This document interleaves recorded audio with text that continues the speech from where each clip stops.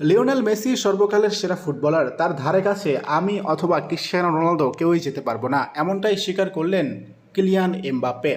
দুর্দান্ত পারফরমেন্স দেখিয়ে আলোচনার কেন্দ্রবিন্দুতে উঠে এসেছেন লিওনেল মেসি। 38 বছর বয়সেও বিশ্ব মঞ্চে নিজেদের জাদু ছড়িয়েছেন তিনি। প্রথম ম্যাচে আলজেরিয়ার বিপক্ষে হ্যাট্রিক করে দলকে 3-0 গোলের জয় উপহার দিয়েছেন এই ফুটবল তারকা। মেসির এই অসাধারণ নৈপুণ্যের পর তাকে বিশ্বের সেরা খেলোয়াড় হিসেবে আখ্যা দিয়েছেন ফ্রান্সের অধিনায়ক কিলিয়ান এমবাপ্পে। বিশ্বকাপের গোল্ডেন বুট দৌড়ে মেসি, এমবাপ্পে, আর্লিং হল্যান্ড ও হ্যারি কেনের নাম আলোচনায় থাকলেও ফরাসি তারকার কাছে সেরা কে, সেই প্রশ্নের জবাবে কোনো দ্বিধা ছিল না। এমবাপ্পে বলেন, এই চারজনের মধ্যে সেরা খেলোয়াড় লিওনেল মেসি, এটা একেবারেই পরিষ্কার। ক্রিশ্চিয়ানো রোনালদোর সঙ্গে সে বিশ্বের সেরা ফুটবলার, এ বিষয়ে কোনো সন্দেহ নাই, তবে লিওনেল মেসির থেকে সে পিছিয়েই থাকবে।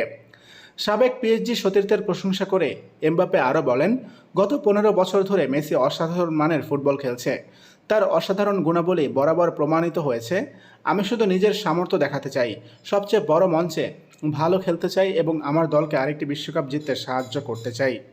গোল্ডেন বুটের লড়াই নিয়ে এমবাপ্পে বলেন, এটা মানুষ, সাংবাদিক ও সমর্থকদের আলোচনার বিষয়।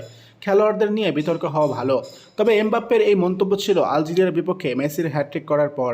মেসি যে সেরাদের সেরা তা আবারও প্রমাণ হয় অস্ট্রিয়ার বিপক্ষে 2টি গোল করে।